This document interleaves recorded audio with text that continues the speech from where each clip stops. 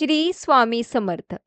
आज रात्री झोपण्यापूर्वी फक्त काही मिनिटं स्वामी समर्थांसाठी द्या. कारण कदाचित उद्या सकाळी उठल्यानंतर तुमच्या आयुष्यात घडणारी एखादी छोटीशी गोष्ट तुम्हाला एक शुभ संकेत देऊन जाईल. पण हा मंत्र ऐकताना एक गोष्ट नक्की करा. मनात कोणतीही भीती ठेवू नका. तुमची चिंता, तुमची इच्छा आणि तुमच्या मनातलं ओझं स्वामी समर्थांच्या चरणी सोपवून द्या. डोळे बंद करा. एक दीर्घ श्वास घ्या आणि मनापासून स्वामी समर्थांचं स्मरण करा. आता माझ्यासोबत शांतपणे हा मंत्र म्हणा. ओम श्री स्वामी समर्थाय शुभ संकेत प्रदाय नमः. ओम श्री स्वामी समर्थाय शुभ संकेत प्रदाय नमः. ओम श्री स्वामी समर्थाय शुभ संकेत प्रदाय नमः. ओम श्री स्वामी समर्थाय शुभ संकेत प्रदाय नमः. ओम श्री स्वामी समर्थाय शुभ संकेत प्रदाय नमः. ओम श्री स्वामी समर्थाय शुभ संकेत प्रदाय नमः. ओम श्री स्वामी समर्थाय शुभ संकेत प्रदाय नमः. ओम श्री स्वामी समर्थाय शुभ संकेत प्रदाय नमः. ओम श्री स्वामी समर्थाय शुभ संकेत प्रदाय नमः. ओम श्री स्वामी समर्थाय शुभ संकेत प्रदाय नमः. ओम श्री स्वामी समर्थाय शुभ संकेत प्रदाय नमः. ओम श्री स्वामी समर्थाय शुभ संकेत प्रदाय नमः.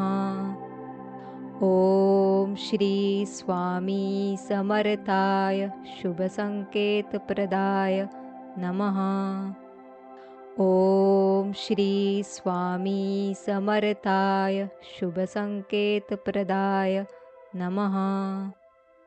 ओम श्री स्वामी समर्थाय शुभ संकेत प्रदाय नमः. ओम श्री स्वामी समर्थाय शुभ संकेत प्रदाय नमः.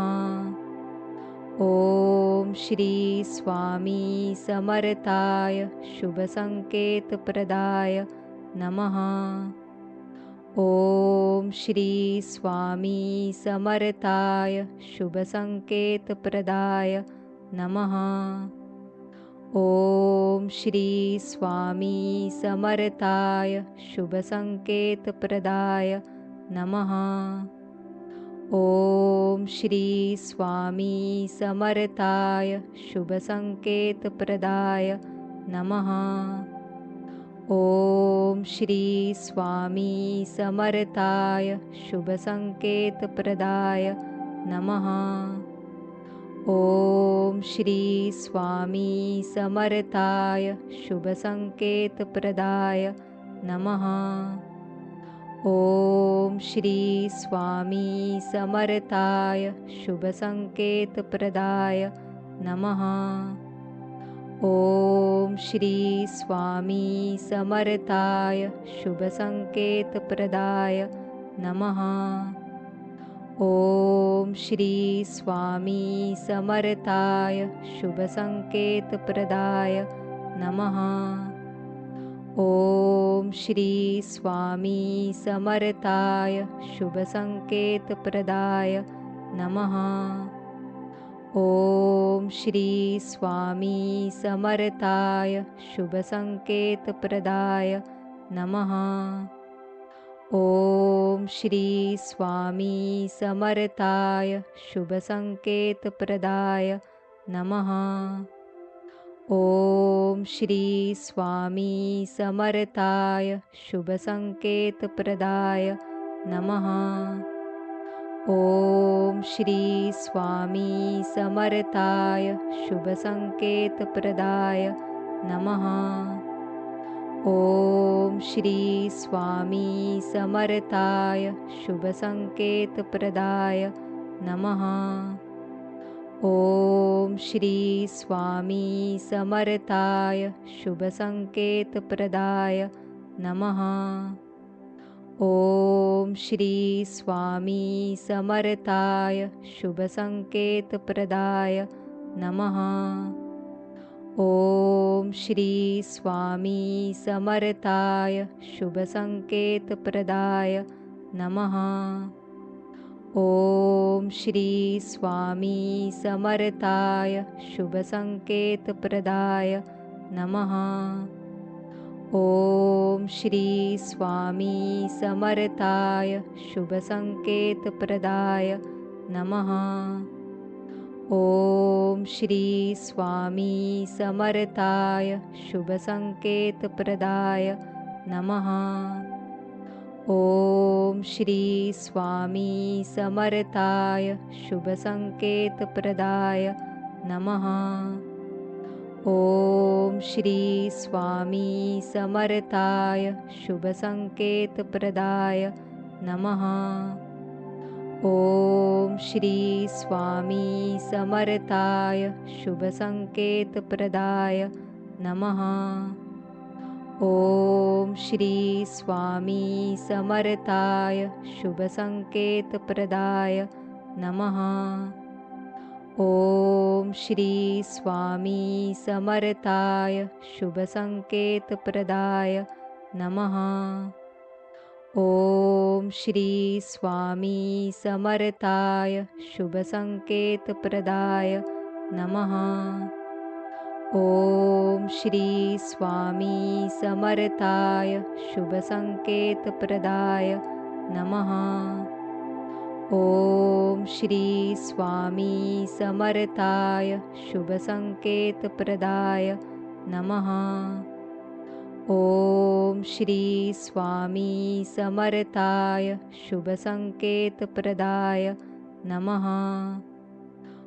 ओम श्री स्वामी समर्थाय शुभसंकेतप्रदाय नमः. ओम श्री स्वामी समर्थाय शुभसंकेतप्रदाय नमः. ओम श्री स्वामी समर्थाय शुभसंकेतप्रदाय नमः. ओम श्री स्वामी समर्थाय शुभसंकेतप्रदाय नमः. ओम श्री स्वामी समर्थाय शुभसंकेतप्रदाय नमः. ओम श्री स्वामी समर्थाय शुभसंकेतप्रदाय नमः. ओम श्री स्वामी समर्थाय शुभसंकेतप्रदाय नमः. ओम श्री स्वामी समर्थाय शुभसंकेतप्रदाय नमः. ओम श्री स्वामी समर्थाय शुभसंकेतप्रदाय नमः. ओम श्री स्वामी समर्थाय शुभसंकेतप्रदाय नमः. ओम श्री स्वामी समर्थाय शुभसंकेतप्रदाय नमः. ओम श्री स्वामी समर्थाय शुभसंकेतप्रदाय नमः. ओम श्री स्वामी समर्थाय शुभसंकेतप्रदाय नमः. ओम श्री स्वामी समर्थाय शुभसंकेतप्रदाय नमः. ओम श्री स्वामी समर्थाय शुभसंकेतप्रदाय नमः. ओम श्री स्वामी समर्थाय शुभसंकेतप्रदाय नमः. ओम श्री स्वामी समर्थाय शुभसंकेतप्रदाय नमः. ओम श्री स्वामी समर्थाय शुभसंकेतप्रदाय नमः। ओम श्री स्वामी समर्थाय शुभसंकेतप्रदाय नमः। ओम श्री स्वामी समर्थाय शुभसंकेतप्रदाय नमः। ओम श्री स्वामी समर्थाय शुभसंकेतप्रदाय नमः। ओम श्री स्वामी समर्थाय शुभसंकेतप्रदाय नमः। ओम श्री स्वामी समर्थाय शुभसंकेतप्रदाय नमः। ओम श्री स्वामी समर्थाय शुभसंकेतप्रदाय नमः। ओम श्री स्वामी समर्थाय शुभसंकेतप्रदाय नमः। ओम श्री स्वामी समर्थाय शुभसंकेतप्रदाय नमः। ओम श्री स्वामी समर्थाय शुभसंकेतप्रदाय नमः। ओम श्री स्वामी समर्थाय शुभसंकेतप्रदाय नमः। ओम श्री स्वामी समर्थाय शुभसंकेतप्रदाय नमः। ओम श्री स्वामी समर्थाय शुभसंकेतप्रदाय नमः। ओम श्री स्वामी समर्थाय शुभसंकेतप्रदाय नमः। ओम श्री स्वामी समर्थाय शुभसंकेतप्रदाय नमः। ओम श्री स्वामी समर्थाय शुभसंकेतप्रदाय नमः। ओम श्री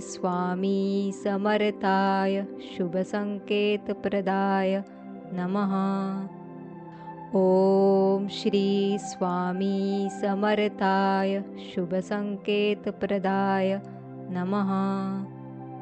ओम श्री स्वामी समर्थाय शुभसंकेतप्रदाय नमः। ओम श्री स्वामी समर्थाय शुभसंकेतप्रदाय नमः। ओम श्री स्वामी समर्थाय शुभसंकेतप्रदाय नमः। ओम श्री स्वामी समर्थाय शुभसंकेतप्रदाय नमः। ओम श्री स्वामी समर्थाय शुभसंकेतप्रदाय नमः। ओम श्री स्वामी समर्थाय शुभसंकेतप्रदाय नमः। ओम श्री स्वामी समर्थाय शुभसंकेतप्रदाय नमः। ओम श्री स्वामी समर्थाय शुभसंकेतप्रदाय नमः। ओम श्री स्वामी समर्थाय शुभसंकेतप्रदाय नमः। ओम श्री स्वामी समर्थाय शुभसंकेतप्रदाय नमः। ओम श्री स्वामी समर्थाय शुभसंकेतप्रदाय नमः। ओम श्री स्वामी समर्थाय शुभसंकेतप्रदाय नमः। ओम श्री स्वामी समर्थाय शुभसंकेतप्रदाय नमः। ओम श्री स्वामी समर्थाय शुभसंकेतप्रदाय नमः। ओम श्री स्वामी समर्थाय शुभसंकेतप्रदाय नमः। ओम श्री स्वामी समर्थाय शुभसंकेतप्रदाय नमः। ओम श्री स्वामी समर्थाय शुभसंकेतप्रदाय नमः। ओम श्री स्वामी समर्थाय शुभसंकेतप्रदाय नमः। ओम श्री स्वामी समर्थाय शुभसंकेतप्रदाय नमः। ओम श्री स्वामी समर्थाय शुभसंकेतप्रदाय नमः। ओम श्री स्वामी समर्थाय शुभसंकेतप्रदाय नमः। ओम श्री स्वामी समर्थाय शुभसंकेतप्रदाय नमः। ओम श्री स्वामी समर्थाय शुभसंकेतप्रदाय नमः। ओम श्री स्वामी समर्थाय शुभसंकेतप्रदाय नमः। ओम श्री स्वामी समर्थाय शुभसंकेतप्रदाय नमः। ओम श्री स्वामी समर्थाय शुभसंकेतप्रदाय नमः। ओम श्री स्वामी समर्थाय शुभसंकेतप्रदाय नमः। ओम श्री स्वामी समर्थाय शुभसंकेतप्रदाय नमः। ओम श्री स्वामी समर्थाय शुभसंकेतप्रदाय नमः। ओम श्री स्वामी समर्थाय शुभसंकेतप्रदाय नमः। ओम श्री स्वामी समर्थाय शुभसंकेतप्रदाय नमः। ओम श्री स्वामी समर्थाय शुभसंकेतप्रदाय नमः। ओम श्री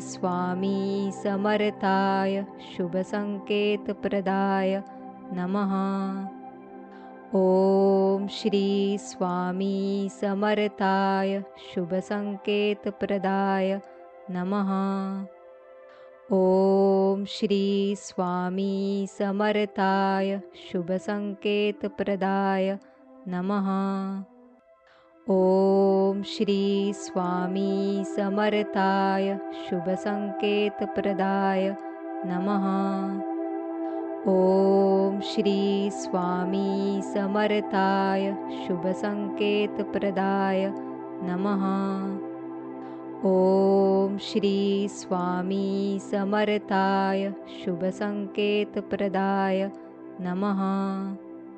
ओम श्री स्वामी समर्थाय शुभसंकेतप्रदाय नमः। ओम श्री स्वामी समर्थाय शुभसंकेतप्रदाय नमः। ओम श्री स्वामी समर्थाय शुभसंकेतप्रदाय नमः। ओम श्री स्वामी समर्थाय शुभसंकेतप्रदाय नमः। ओम श्री स्वामी समर्थाय शुभसंकेतप्रदाय नमः। ओम श्री स्वामी समर्थाय शुभसंकेतप्रदाय नमः। ओम श्री स्वामी समर्थाय शुभसंकेतप्रदाय नमः। ओम श्री स्वामी समर्थाय शुभसंकेतप्रदाय नमः। ओम श्री स्वामी समर्थाय शुभसंकेतप्रदाय नमः। ओम श्री स्वामी समर्थाय शुभसंकेतप्रदाय नमः।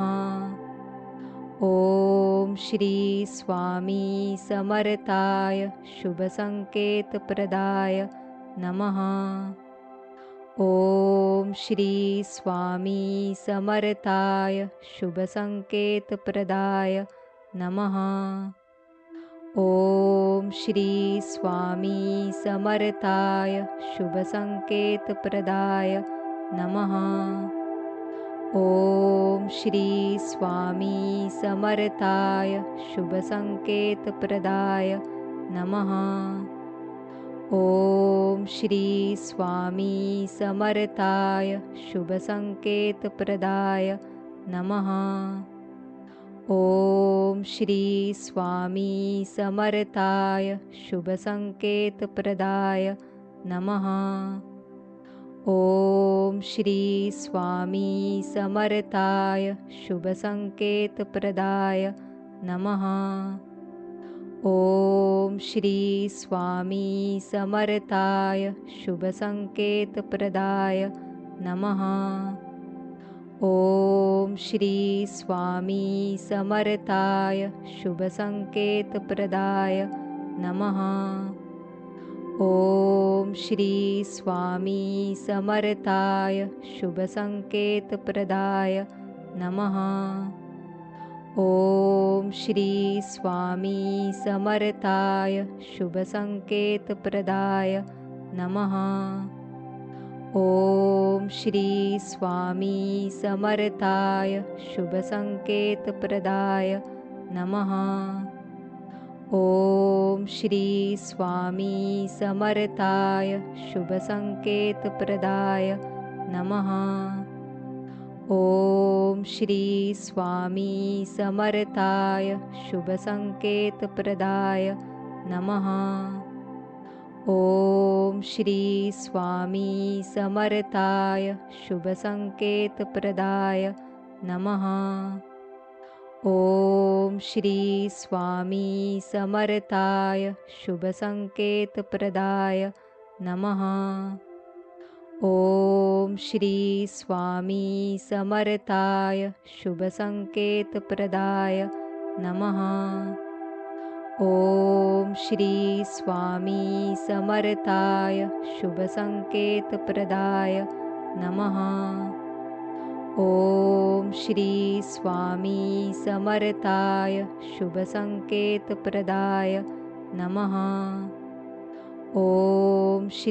स्वामी समर्थाय शुभसंकेतप्रदाय नमः। ओम श्री स्वामी समर्थाय शुभसंकेतप्रदाय नमः। ओम श्री स्वामी समर्थाय शुभसंकेतप्रदाय नमः। ओम श्री स्वामी समर्थाय शुभसंकेतप्रदाय नमः। ओम श्री स्वामी समर्थाय शुभसंकेतप्रदाय नमः।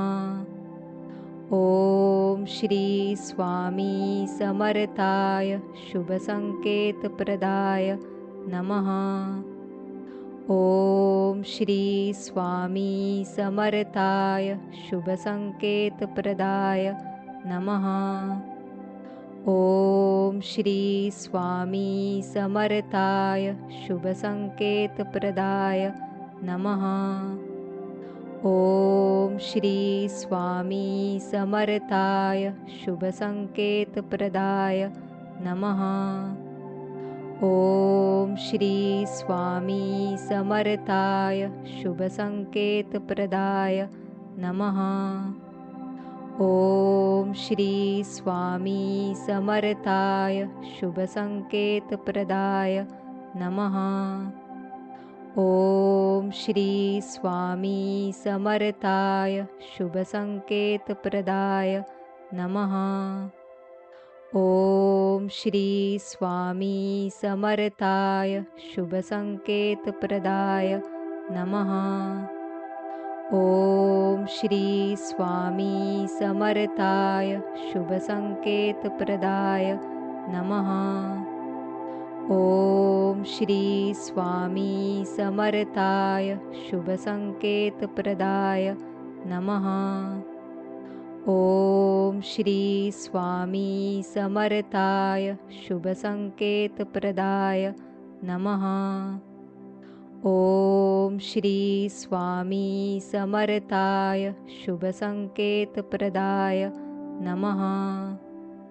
ओम श्री स्वामी समर्थाय शुभसंकेतप्रदाय नमः। ओम श्री स्वामी समर्थाय शुभसंकेतप्रदाय नमः।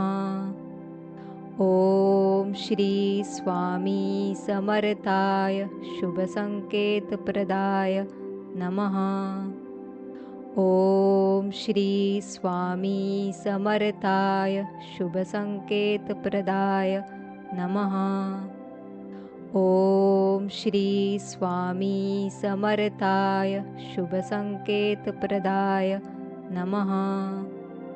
ओम श्री स्वामी समर्थाय शुभसंकेतप्रदाय नमः। ओम श्री स्वामी समर्थाय शुभसंकेतप्रदाय नमः। ओम श्री स्वामी समर्थाय शुभसंकेतप्रदाय नमः। ओम श्री स्वामी समर्थाय शुभसंकेतप्रदाय नमः। ओम श्री स्वामी समर्थाय शुभसंकेतप्रदाय नमः।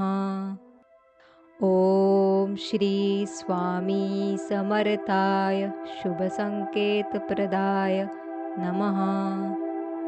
ओम श्री स्वामी समर्थाय शुभसंकेतप्रदाय नमः। ओम श्री स्वामी समर्थाय शुभसंकेतप्रदाय नमः। ओम श्री स्वामी समर्थाय शुभसंकेतप्रदाय नमः। ओम श्री स्वामी समर्थाय शुभसंकेतप्रदाय नमः।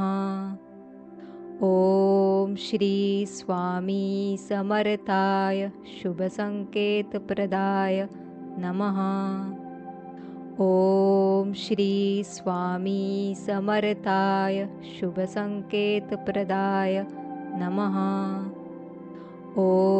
श्री स्वामी समर्थाय शुभसंकेतप्रदाय नमः।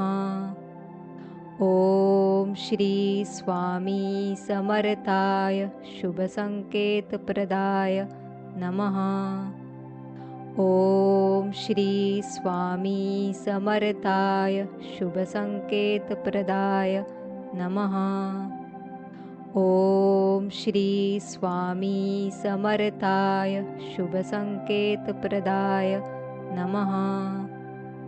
ओम श्री स्वामी समर्थाय शुभसंकेतप्रदाय नमः। ओम श्री स्वामी समर्थाय शुभसंकेतप्रदाय नमः। ओम श्री स्वामी समर्थाय शुभसंकेतप्रदाय नमः। ओम श्री स्वामी समर्थाय शुभसंकेतप्रदाय नमः। ओम श्री स्वामी समर्थाय शुभसंकेतप्रदाय नमः। ओम श्री स्वामी समर्थाय शुभसंकेतप्रदाय नमः। ओम श्री स्वामी समर्थाय शुभसंकेतप्रदाय नमः। ओम श्री स्वामी समर्थाय शुभसंकेतप्रदाय नमः। ओम श्री स्वामी समर्थाय शुभसंकेतप्रदाय नमः। ओम श्री स्वामी समर्थाय शुभसंकेतप्रदाय नमः। ओम श्री स्वामी समर्थाय शुभसंकेतप्रदाय नमः। ओम श्री स्वामी समर्थाय शुभसंकेतप्रदाय नमः। ओम श्री स्वामी समर्थाय शुभसंकेतप्रदाय नमः। ओम श्री स्वामी समर्थाय शुभसंकेतप्रदाय नमः। ओम श्री स्वामी समर्थाय शुभसंकेतप्रदाय नमः। ओम श्री स्वामी समर्थाय शुभसंकेतप्रदाय नमः। ओम श्री स्वामी समर्थाय शुभसंकेतप्रदाय नमः। ओम श्री स्वामी समर्थाय शुभसंकेतप्रदाय नमः। ओम श्री स्वामी समर्थाय शुभसंकेतप्रदाय नमः। ओम श्री स्वामी समर्थाय शुभसंकेतप्रदाय नमः। ओम श्री स्वामी समर्थाय शुभसंकेतप्रदाय नमः। ओम श्री स्वामी समर्थाय शुभसंकेतप्रदाय नमः। ओम श्री स्वामी समर्थाय शुभसंकेतप्रदाय नमः। ओम श्री स्वामी समर्थाय शुभसंकेतप्रदाय नमः। ओम श्री स्वामी समर्थाय शुभसंकेतप्रदाय नमः। ओम श्री स्वामी समर्थाय शुभसंकेतप्रदाय नमः। ओम श्री स्वामी समर्थाय शुभसंकेतप्रदाय नमः। ओम श्री स्वामी समर्थाय शुभसंकेतप्रदाय नमः। ओम श्री स्वामी समर्थाय शुभसंकेतप्रदाय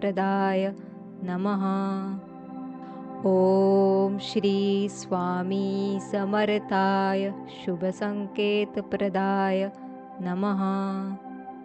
ओम श्री स्वामी समर्थाय शुभसंकेतप्रदाय नमः। ओम श्री स्वामी समर्थाय शुभसंकेतप्रदाय नमः। ओम श्री स्वामी समर्थाय शुभसंकेतप्रदाय नमः। ओम श्री स्वामी समर्थाय शुभसंकेतप्रदाय नमः। ओम श्री स्वामी समर्थाय शुभसंकेतप्रदाय नमः। ओम श्री स्वामी समर्थाय शुभसंकेतप्रदाय नमः। ओम श्री स्वामी समर्थाय शुभसंकेतप्रदाय नमः। ओम श्री स्वामी समर्थाय शुभसंकेतप्रदाय नमः। ओम श्री स्वामी समर्थाय शुभसंकेतप्रदाय नमः। ओम श्री स्वामी समर्थाय शुभसंकेतप्रदाय नमः। ओम श्री स्वामी समर्थाय शुभसंकेतप्रदाय नमः। ओम श्री स्वामी समर्थाय शुभसंकेतप्रदाय नमः। ओम श्री स्वामी समर्थाय शुभसंकेतप्रदाय नमः। ओम श्री स्वामी समर्थाय शुभसंकेतप्रदाय नमः। ओम श्री स्वामी समर्थाय शुभसंकेतप्रदाय नमः।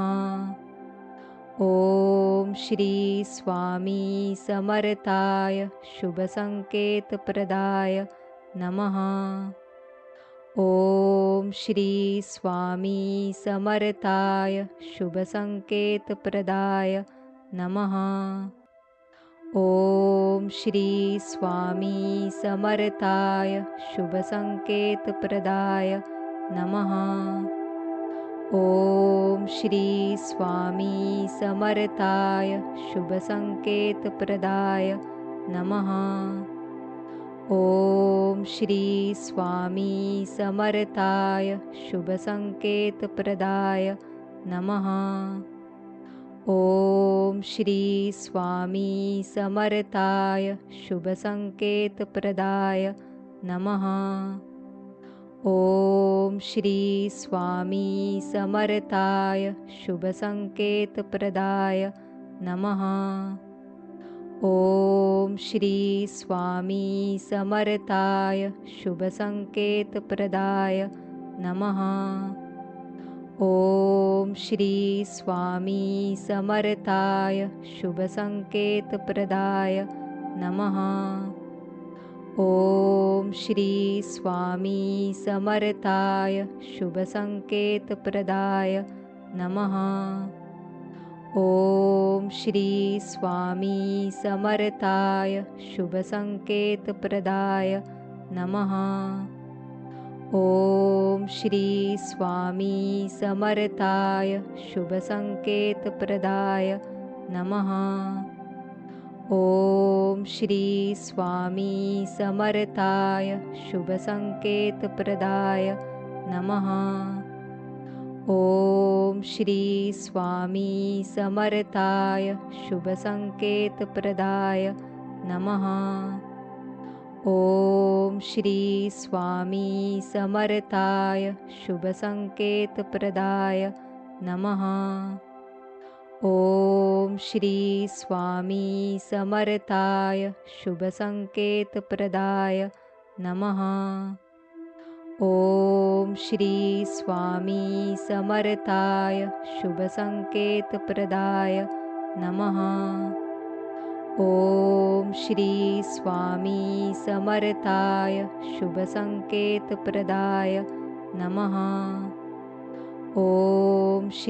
स्वामी समर्थाय शुभसंकेतप्रदाय नमः। ओम श्री स्वामी समर्थाय शुभसंकेतप्रदाय नमः। ओम श्री स्वामी समर्थाय शुभसंकेतप्रदाय नमः। ओम श्री स्वामी समर्थाय शुभसंकेतप्रदाय नमः। ओम श्री स्वामी समर्थाय शुभसंकेतप्रदाय नमः। ओम श्री स्वामी समर्थाय शुभसंकेतप्रदाय नमः। ओम श्री स्वामी समर्थाय शुभसंकेतप्रदाय नमः। ओम श्री स्वामी समर्थाय शुभसंकेतप्रदाय नमः। ओम श्री स्वामी समर्थाय शुभसंकेतप्रदाय नमः। ओम श्री स्वामी समर्थाय शुभसंकेतप्रदाय नमः। ओम श्री स्वामी समर्थाय शुभसंकेतप्रदाय नमः। ओम श्री स्वामी समर्थाय शुभसंकेतप्रदाय नमः। ओम श्री स्वामी समर्थाय शुभसंकेतप्रदाय नमः। ओम श्री स्वामी समर्थाय शुभसंकेतप्रदाय नमः। ओम श्री स्वामी समर्थाय शुभसंकेतप्रदाय नमः। ओम श्री स्वामी समर्थाय शुभसंकेतप्रदाय नमः। ओम श्री स्वामी समर्थाय शुभसंकेतप्रदाय नमः। ओम श्री स्वामी समर्थाय शुभसंकेतप्रदाय नमः. ओम श्री स्वामी समर्थाय शुभसंकेतप्रदाय नमः. ओम श्री स्वामी समर्थाय शुभसंकेतप्रदाय नमः. ओम श्री स्वामी समर्थाय शुभसंकेतप्रदाय नमः. ओम श्री स्वामी समर्थाय शुभसंकेतप्रदाय नमः. ओम श्री स्वामी समर्थाय शुभसंकेतप्रदाय नमः. ओम श्री स्वामी समर्थाय शुभसंकेतप्रदाय नमः. ओम श्री स्वामी समर्थाय शुभसंकेतप्रदाय नमः. ओम श्री स्वामी समर्थाय शुभसंकेतप्रदाय नमः. ओम श्री स्वामी समर्थाय शुभसंकेतप्रदाय नमः. ओम श्री स्वामी समर्थाय शुभसंकेतप्रदाय नमः. ओम श्री स्वामी समर्थाय शुभसंकेतप्रदाय नमः. ओम श्री स्वामी समर्थाय शुभसंकेतप्रदाय नमः.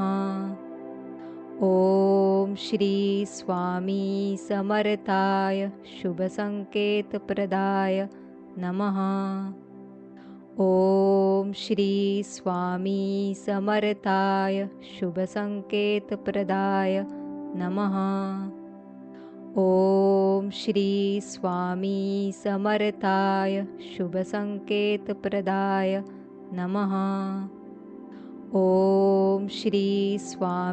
समर्थाय शुभसंकेतप्रदाय नमः. ओम श्री स्वामी समर्थाय शुभसंकेतप्रदाय नमः. ओम श्री स्वामी समर्थाय शुभसंकेतप्रदाय नमः. ओम श्री स्वामी समर्थाय शुभसंकेतप्रदाय नमः. ओम श्री स्वामी समर्थाय शुभसंकेतप्रदाय नमः. ओम श्री स्वामी समर्थाय शुभसंकेतप्रदाय नमः. ओम श्री स्वामी समर्थाय शुभसंकेतप्रदाय नमः. ओम श्री स्वामी समर्थाय शुभसंकेतप्रदाय नमः. ओम श्री स्वामी समर्थाय शुभसंकेतप्रदाय नमः.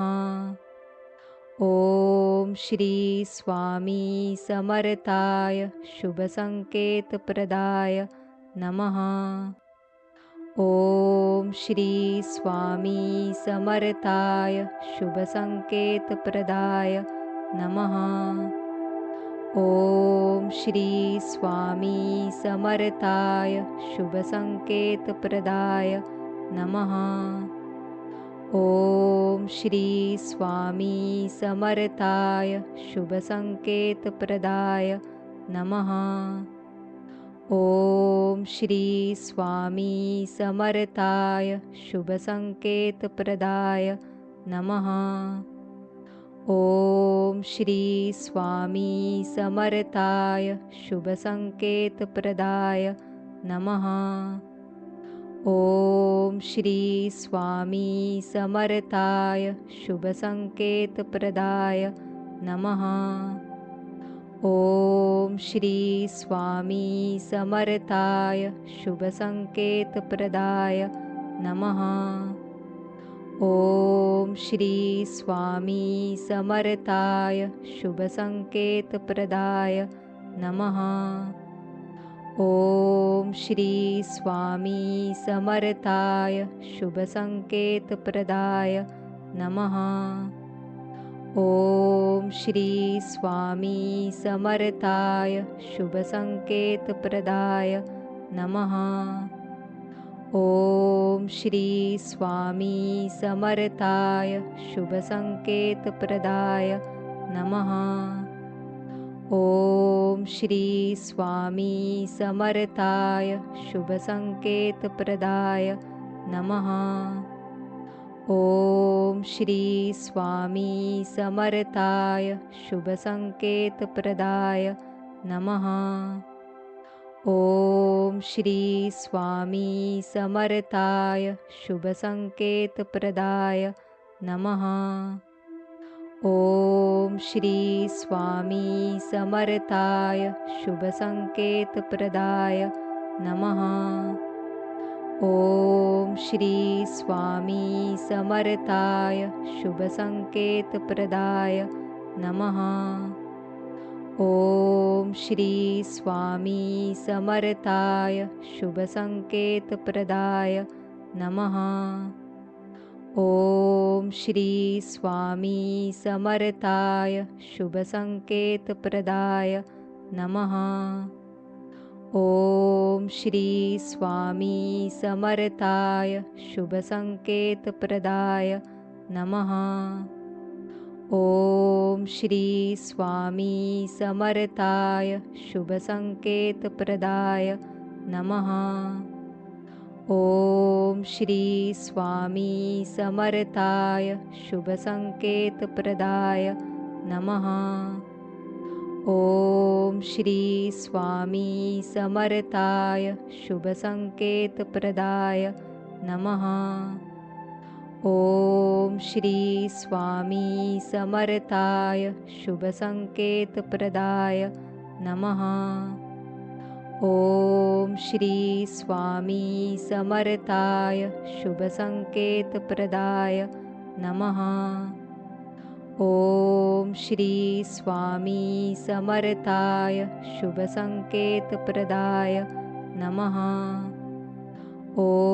श्री स्वामी समर्थाय शुभसंकेतप्रदाय नमः. ओम श्री स्वामी समर्थाय शुभसंकेतप्रदाय नमः.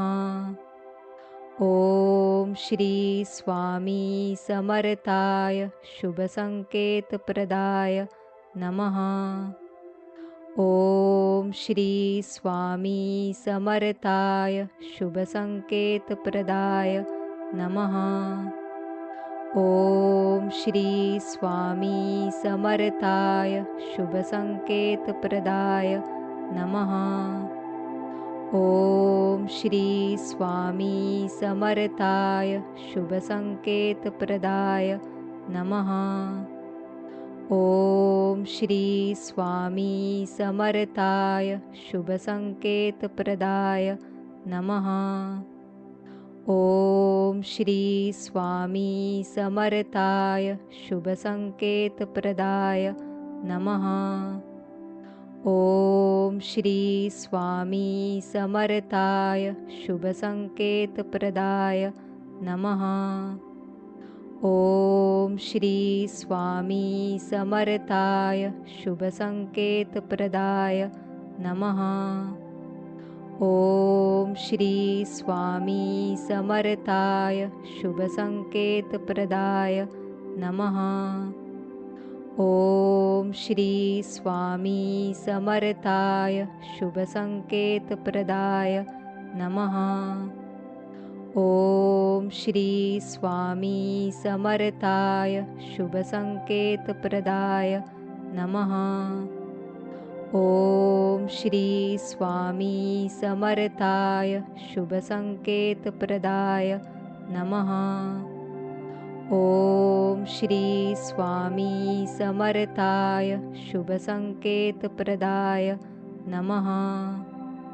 ओम श्री स्वामी समर्थाय शुभसंकेतप्रदाय नमः. ओम श्री स्वामी समर्थाय शुभसंकेतप्रदाय नमः. ओम श्री स्वामी समर्थाय शुभसंकेतप्रदाय नमः. ओम श्री स्वामी समर्थाय शुभसंकेतप्रदाय नमः. ओम श्री स्वामी समर्थाय शुभसंकेतप्रदाय नमः. ओम श्री स्वामी समर्थाय शुभसंकेतप्रदाय नमः. ओम श्री स्वामी समर्थाय शुभसंकेतप्रदाय नमः. ओम श्री स्वामी समर्थाय शुभसंकेतप्रदाय नमः. ओम श्री स्वामी समर्थाय शुभसंकेतप्रदाय नमः. ओम श्री स्वामी समर्थाय शुभसंकेतप्रदाय नमः. ओम श्री स्वामी समर्थाय शुभसंकेतप्रदाय नमः. ओम श्री स्वामी समर्थाय शुभसंकेतप्रदाय नमः. ओम श्री स्वामी समर्थाय शुभसंकेतप्रदाय नमः. ओम श्री स्वामी समर्थाय शुभसंकेतप्रदाय नमः. ओम श्री स्वामी समर्थाय शुभसंकेतप्रदाय नमः. ओम श्री स्वामी समर्थाय शुभसंकेतप्रदाय नमः. ओम श्री स्वामी समर्थाय शुभसंकेतप्रदाय नमः. ओम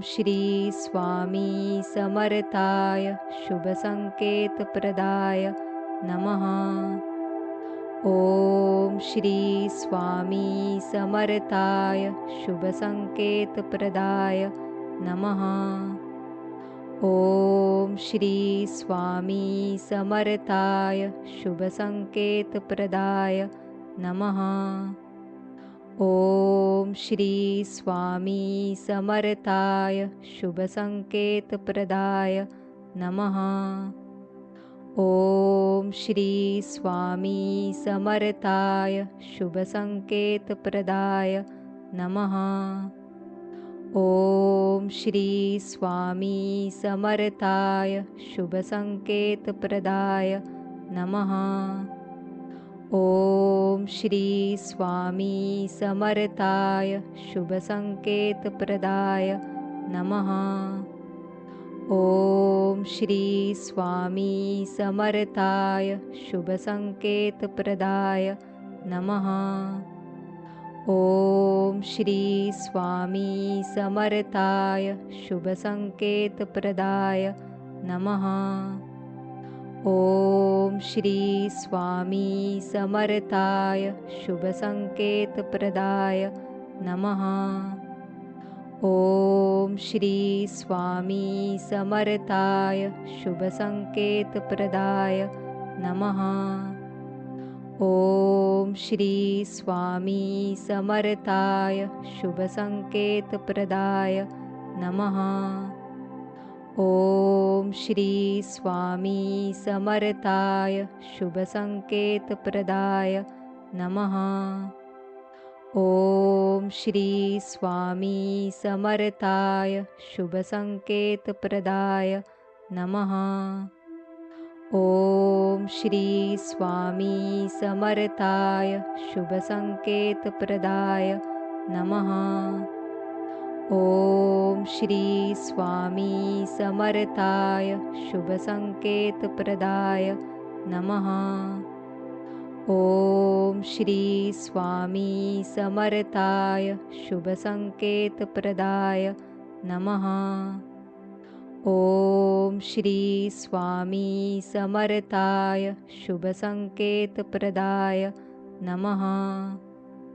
ओम श्री स्वामी समर्थाय शुभसंकेतप्रदाय नमः. ओम श्री स्वामी समर्थाय शुभसंकेतप्रदाय नमः. ओम श्री स्वामी समर्थाय शुभसंकेतप्रदाय नमः. ओम श्री स्वामी समर्थाय शुभसंकेतप्रदाय नमः.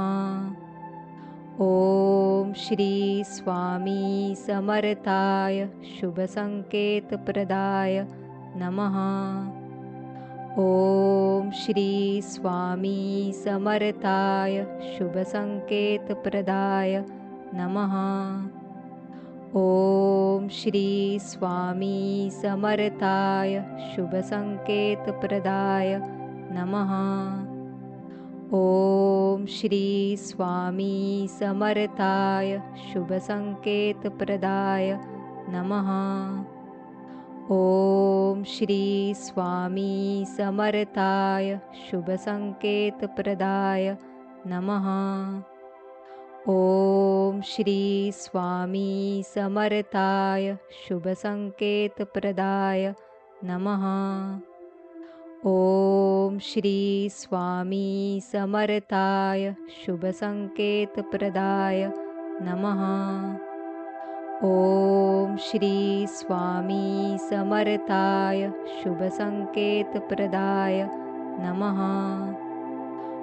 ओम श्री स्वामी समर्थाय शुभसंकेतप्रदाय नमः. ओम श्री स्वामी समर्थाय शुभसंकेतप्रदाय नमः. ओम श्री स्वामी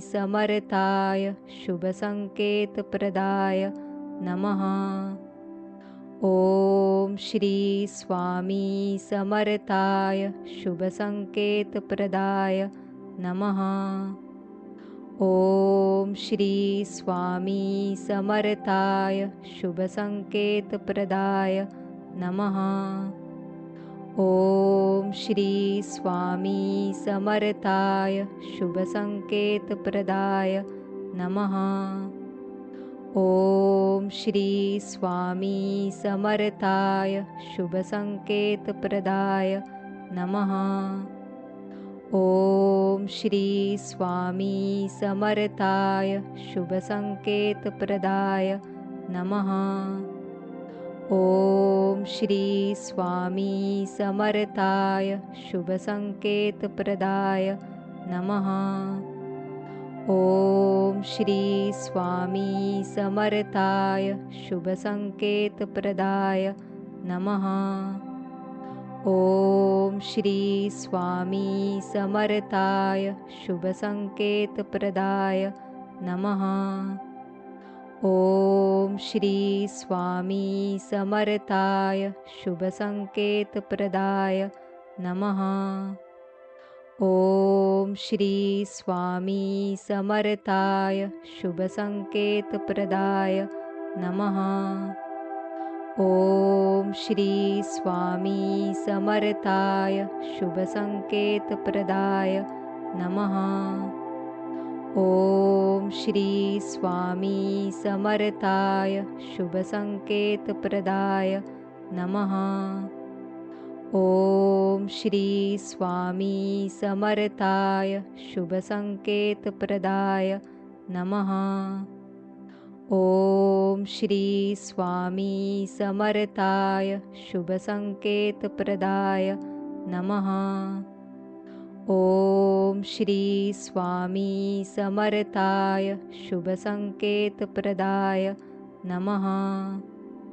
ओम श्री स्वामी समर्थाय शुभसंकेतप्रदाय नमः.